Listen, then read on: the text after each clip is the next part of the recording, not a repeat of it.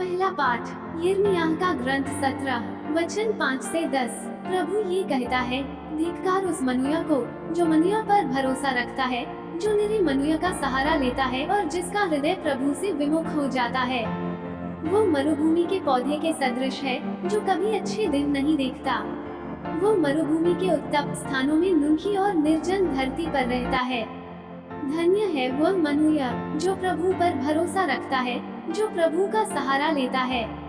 वह जल स्रोत के किनारे लगाए हुए वृक्ष के सदृश हैं, जिसकी जड़ें पानी के पास फैली हुई हैं। वो कड़ी धूप से नहीं डरता, उसके पत्ते हरे भरे बने रहते हैं। सूखे के समय उसे कोई चिंता नहीं होती, क्योंकि उस समय भी वह फलता है। मनुष्य का हृदय सबसे अधिक कपटी और अविश्वसनीय है, उसकी थाह कौन ले सकता है। मैं प्रभु मनुष्य का हृदय और अंतरतम जानता हूँ। मैं हर एक को उसके आचरण और उसके कर्मों का फल देता हूँ।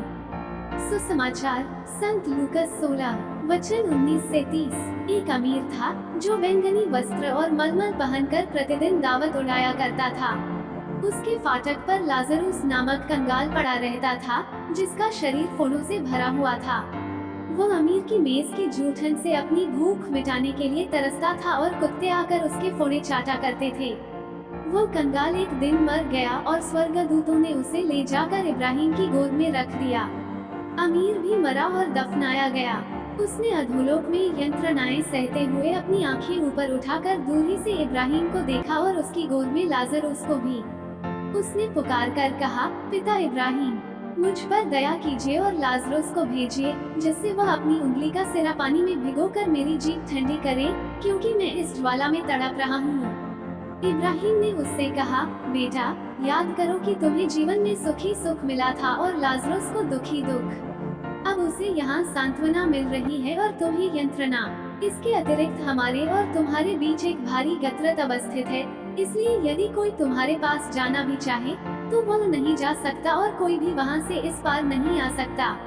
उसने उत्तर दिया, पिता, आपसे एक निवेदन है, आप लाजरूस को मेरे पिता के घर भेजिए, क्योंकि मेरे 5 भाई हैं। लाजरूस उन्हें चेतावनी दे, कहीं ऐसा न हो कि वे भी यंत्रणा के इस स्थान में आ जाएं। इब्राहिम ने उससे कहा, मूसा और नबियों की पुस्तकें उनके पास है, वे उनकी सुने। अमीर ने कहा, पिता इब्राहिम, वे कहाँ सुनते हैं, परंतु यदि मुर्दों में से कोई उनके पास जाए तो वे पश्चाताप करेंगे। मनन चिंतन। आज का सुसमाचार हमें अमीर और लाजर के दृष्टांत पर विचार करने की चुनौती देता है। इस कहानी में यीशु ने विलासिता में रहने वाले धनी व्यक्ति और घावों से ढके एक गरीब व्यक्ति जो उसकी मेज से गिरे टुकड़ों के लिए भी तरसने वाले लाजरूस के बीच एक स्पष्ट अंतर की ज्वलंत तस्वीर चित्रित की है।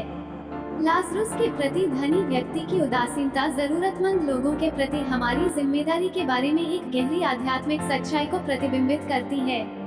चालीसा हमें बुलाता है कि हम अपने दिल की जांच करें और समझें कि हम अपनी आशीषों का उपयोग कैसे करते हैं। क्या हम भौतिक सुख सुविधाओं से भस्म हो जाते हैं, या हम अपने बीच हाशिए पर पड़े लोगों को पहचानते हैं। यीशु करुणा की पुकार को नजरअंदाज करने के नतीजे पर प्रकाश डालता है। अमीर आदमी मृत्यु के बाद खुद को ईश्वर से अलग पाता है, पीड़ा में अलग थलग पाता है। यह आत्मा केंद्रित जीवन के खिलाफ एक शक्तिशाली चेतावनी के रूप में कार्य करता है। चालीसा हमें पश्चाताप करने, स्वार्थ से दूर होने और प्यार और दया पर केंद्रित जीवन को गले लगाने के लिए आमंत्रित करता है। जब हम इस चालीसा काल के दौरान उपवास और प्रार्थना करते हैं, तो हमें अपने आसपास के लाजरूस को नहीं भूलना चाहिए। दयालुता और दान के कार्य जीवन को बदल सकते हैं। चालीसा काल खुद को ईश्वर और दूसरों की ओर फिर से उन्मुख करने का एक अवसर है।